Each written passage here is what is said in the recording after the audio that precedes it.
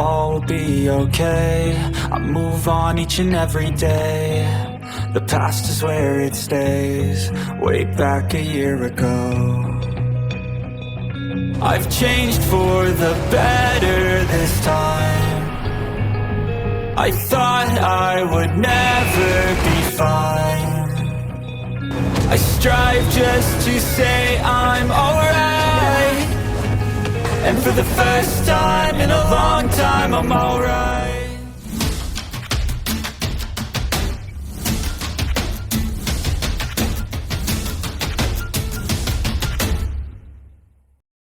Huo Yuhao sedikit geli ketika dia berkata, beginilah cara kamu memadamkan pemberontakan.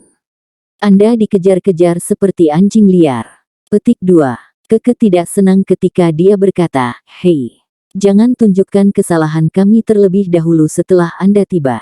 Biarkan saya memberitahu Anda, mereka jatuh jebakan. Apa pengepungan kecil ini? 100.000 orang ini adalah kekuatan utama musuh, dan mereka telah jatuh ke dalam perangkap kita yang lebih besar. Orang-orang kami akan tiba dalam waktu kurang dari 1 jam. Ketika waktu itu tiba, mereka hanya bisa bermimpi untuk melarikan diri. Huo Yuhao mendengus. Apakah kamu pikir kamu bisa bertahan selama 1 jam dan tertawa terakhir? Chu Zi mengangguk dan berkata, ini salahku. Saya meremehkan jumlah musuh. Saya juga tidak berharap mereka begitu bertekad dalam mengejar mereka. Mereka bahkan mengirim 100 insinyur jiwa untuk berurusan dengan kami. Kami dalam masalah sekarang, dan kami mulai lelah. Ayo cepat pergi. Petik 2. Dengan kemampuanmu, kamu seharusnya bisa membebaskan diri dari pengepungan tanpa ada insinyur jiwa yang mengganggu kamu. Wang Dong mengamati Zhu Zi selama ini. Dia mengakui bahwa dia memang menggairahkan. Kulitnya sangat lembut. Itu berbeda dari kulitnya sepertinya memiliki lapisan kelembaban di atasnya. Setelah mendengar kata-kata Zhu Zi, dia berkata dengan dingin, jika kita ingin pergi, kita tidak akan bergegas sebelum musuh mengatur perangkap mereka. Lampu redup menyala. Huo Yuhao mengungkapkan cahaya dingin di wajahnya. Sister Zhu Zi, ceritakan kelas-kelas para insinyur jiwa di antara pasukan yang mengejar Anda. Menilai mereka sesuai dengan standar Sun Moon Imperial Soul Engineering Academy. Petik 2. Chu Zi juga mengungkapkan ketakutan dan kemampuannya sebagai komandan rekayasa jiwa. Dia menekan emosinya dan berkata, mereka semua adalah insinyur jiwa kelas 4. Pemimpin mereka haruslah seorang insinyur jiwa kelas 5. Alat jiwa mereka terutama kelas 4, dan ada kurang dari 5 alat jiwa kelas 5. Kami menghancurkan beberapa sebelumnya. Totalnya seharusnya sekitar 80 sekarang. Petik 2. Setelah merenung sejenak, Huo Yuhao bertanya lagi, tanpa campur tangan para insinyur jiwa ini, berapa lama pasukanmu bisa bertahan? Sebelum Zhu Zi bisa mengatakan apapun, Keke berkata, kekuatan jiwa kita telah sangat habis. Rata-rata, kurang dari 30% kekuatan jiwa kita tetap. Kami tidak memiliki alat jiwa stasioner untuk mendukung kami. Di bawah keadaan seperti itu, pasukan kita hanya bisa bertahan selama 15 menit bahkan tanpa campur tangan insinyur jiwa. Huo Yuhao mengangguk dan berkata, saya mengerti. Chu Zi, terus komando pasukanmu. Gunakan puncak gunung ini sebagai penghalang untuk melindungi dirimu. Mulai sekarang, kami hanya memiliki satu strategi, bertahan sampai bala bantuan tiba. Apakah Anda yakin akan ada bala bantuan? Petik 2. Benar-benar yakin, jawab Zhu Zi, saya menyusun strategi ini. Kami memiliki 30.000 tentara menunggu untuk menyergap. Sekelompok kecil insinyur jiwa ini ada di sini untuk memberi umpan kepada musuh untuk menjelajah lebih dalam. Musuh masih tidak menyadari bahwa bala bantuan kami telah tiba. Saya memberi sinyal sebelumnya. Dalam waktu kurang dari 1 jam, pasukan kita akan mencapai kita. Petik 2. Huo Yuhao berkata, bagus. Kalau begitu mari kita lanjutkan dengan strategi Anda. Dengan kondisi saat ini, Anda akan kesulitan untuk keluar. Anda hanya bisa berpegang teguh pada kesempatan untuk melarikan diri. Petik 2. Seorang insinyur jiwa muda di satu sisi Zhu Zi sangat marah. Pegang tanah kita. Bagaimana kita melakukannya? Kekuatan jiwa kita hampir habis. Ada insinyur jiwa di kamp musuh yang menargetkan kita. Bahkan sebelum pelindung kita gagal, pasukan musuh akan mencapai kita. Pada titik ini, pasukan musuh sudah berkumpul ke sisi ini dengan cepat. Mereka akan mencapai mereka dalam waktu sekitar 15 menit. Huo Yuhao berkata, serahkan insinyur jiwa itu kepada kami. Berikan ini kepada semua orang sebelum musuh datang. Petik 2. Saat dia berbicara, dia terus menamparkan pinggangnya sebelum melakukan tindakan melempar. Alat jiwa terbang keluar dari pinggangnya dan mendarat di tangan para insinyur jiwa. Mereka semua adalah botol susu kelas 4. Setelah menerima botol susu, Keke tidak bisa tidak bertanya, Huo Yuhao, mengapa Anda memiliki begitu banyak botol susu? Apakah Anda menjadi pengasuh? Petik 2. Wajah Huo Yuhao menjadi hitam. Chu Zi dan Wang Dong tidak bisa menahan tawa meskipun suasananya tegang. Pengasuh apa? Botol susu adalah yang paling berharga di antara semua alat jiwa di kelas yang sama. Ketika saya bebas, saya membuat beberapa dari mereka untuk ditukar dengan uang. Pada saat yang sama, saya bisa menggunakannya. Ketika Anda selesai menggunakannya, Anda masih harus membayar saya. Sewa akan dihitung secara terpisah. Wang Dong, ayo pergi. Saat dia berbicara, dia menarik tangan Wang Dong. Dia mengintip ke langit dan meraung, sebelum meledak ke arah para insinyur jiwa musuh yang baru saja tiba dan mengelilingi dasar gunung. Yuhao, Chu Zi menelepon, tetapi baik Huo Yuhao dan Wang Dong sudah pergi. Pemuda yang telah membantah Huo Yuhao sebelumnya berkata, ada lebih dari 80 insinyur jiwa. Apakah mereka mencari mati? Petik 2. Chu Zi langsung marah, diam. Pacaran mati. Apakah Anda cukup berani untuk melakukan apa yang mereka lakukan? Petik 2. Untuk beberapa alasan, dia merasakan darahnya mendidih ketika Huo Yuhao meraih tangan Wang Dong dan menghancurkan lereng gunung menggunakan alat jiwa berjenis terbang untuk menghadapi insinyur jiwa musuh. Mengapa rencana prajurit Ultimate Strike Academy dirancang? Tujuan dari Ultimate Soldier Plan adalah memiliki satu individu yang dapat mengubah hasil perang. Pada saat ini, Huo Yuhao akan mengalami pertempuran pertamanya. Selalu penting untuk menjatuhkan pemimpin terlebih dahulu. Tidak diragukan lagi, para insinyur jiwa adalah inti dari pasukan musuh. Hanya dengan menyingkirkan para insinyur jiwa ini, ancaman jangka panjang musuh bisa dihilangkan. Ini akan membeli lebih banyak waktu untuk para insinyur jiwa di puncak gunung. Mata Huo Yuhao dipenuhi dengan tekad. Dia tidak takut hanya karena mereka kalah jumlah. Wang Dong mengenakan tatapan menakutkan yang tenang di matanya. Dia begitu tenang sehingga dia bahkan tampak sedikit kedinginan. Saat mereka berdua terbang ke depan, mereka seperti dua elang. Mereka langsung mencapai musuh menggunakan keunggulan geografis mereka. Insinyur jiwa jelas tidak siap, karena mereka hanya melepaskan alat jiwa mereka dan siap untuk menyerang pada saat ini. Riak terdistorsi dirilis dari dahi Huo Yuhao. Dia dan Wang Dong harus mengakhiri pertarungan dengan cepat. Gangguan rohaninya diaktifkan sejak awal. Setelah kekuatan spiritualnya ditingkatkan, keterampilan jiwa mata rohnya juga ditingkatkan. Di bawah pengaruh interferensi spiritual yang kuat, para insinyur jiwa ini yang rata-rata memiliki 4 atau 5 cincin jiwa dan landasan kekuatan jiwa yang lemah mulai melihat sesuatu. Mereka melepaskan alat jiwa mereka lebih lambat, dan tidak dapat mengidentifikasi target mereka dengan jelas. Aku akan mengambil bagian depan, kamu akan mengambil bagian belakang. Sosok Huo Yuhao melintas, dan dia bergerak di depan Wang Dong.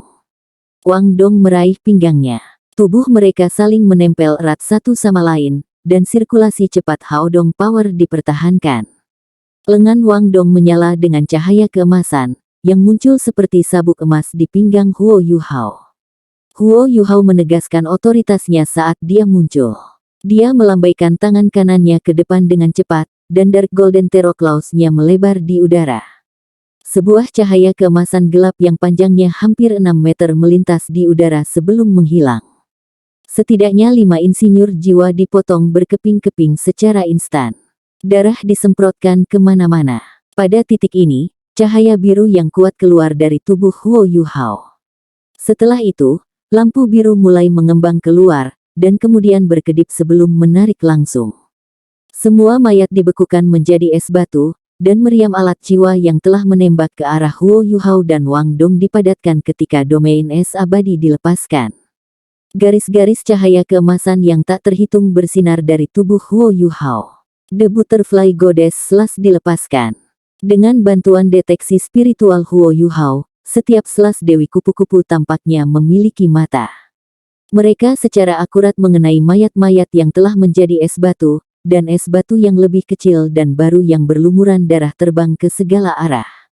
Huo Yuhao mengangkat tangan kirinya tinggi-tinggi, dan cahaya biru es melintas.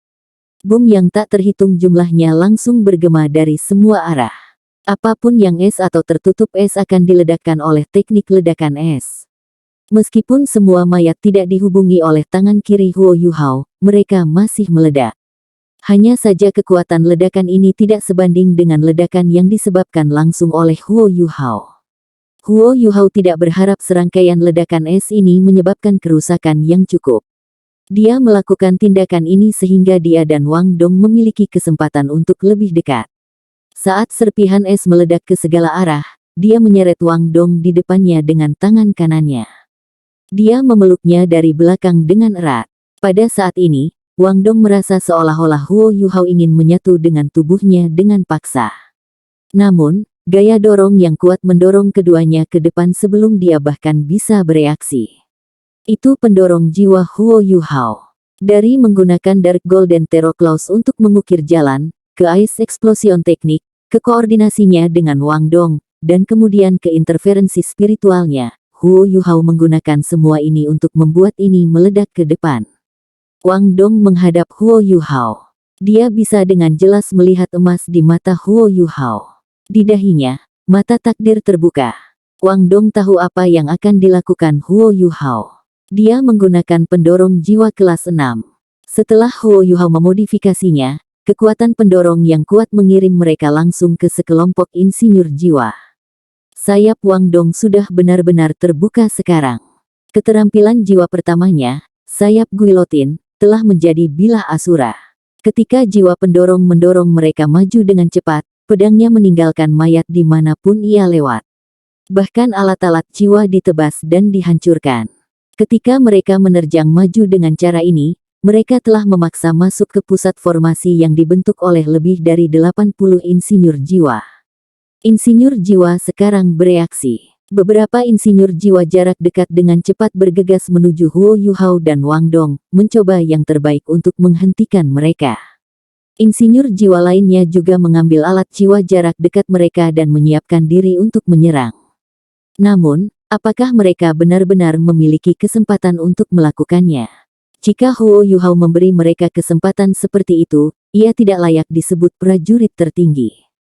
Dia juga tidak akan membuat pilihan seperti itu. Di puncak gunung, Juzi mengamati situasi Huo Yuhao dan Wang Dong ketika dia memerintahkan pasukannya untuk menyerap kekuatan jiwa di botol susu kelas 4 dengan cepat. Jika sesuatu terjadi pada mereka, dia tidak akan ragu untuk bergegas membantu mereka. Bahkan jika itu berarti kematian, dia rela mati bersama Huo Yuhao. Dia telah mempertaruhkan nyawanya untuknya sekali lagi. Pada titik ini, pikirannya melayang dengan kenangan yang dia bagikan dengan Huo Yuhao, dan dia tidak bisa tetap tenang. Pada titik inilah dia menyaksikan pemandangan yang tak terlupakan. Sayap Wang Dong menghilang, dan cahaya emas kebiruan yang mempesona juga memudar. Wang Dong dan Huo Yuhao mendarat di tanah. Pada titik ini, ada palu hitam pekat di tangannya. Itu adalah jiwa bela diri keduanya, Clear Sky Hammer. Lampu yang menyilaukan dilepaskan. Itu adalah cahaya ilusi yang tak terlukiskan. Segala sesuatu di sekitar tampaknya telah menghilang. Yang tersisa hanyalah sosok ilusi. Sosok ini terlihat sangat aneh. Itu transparan, tetapi penampilannya tidak bisa dibuat. Itu membentuk-bentuk hati dengan tangannya. Waktu sepertinya telah berhenti pada saat ini. Sosok ilusi yang dibentuk Huo Yuhao dan Wang Dong juga mengalami perubahan. Matanya cerah. Matanya jauh lebih terang, tampak ilusi dan transparan pada saat yang sama. Itu adalah sepasang mata yang tidak bisa digambarkan dengan kata-kata. Emas terang di dalam mereka tampaknya telah muncul setelah mengumpulkan cahaya bintang di langit. Cahaya keemasan aneh menyebabkan lampu di sekitarnya redup saat muncul. Mata vertikal aneh perlahan-lahan terbuka di dahi tokoh ilusi itu. Cahaya keemasan bersinar di ruang gelap.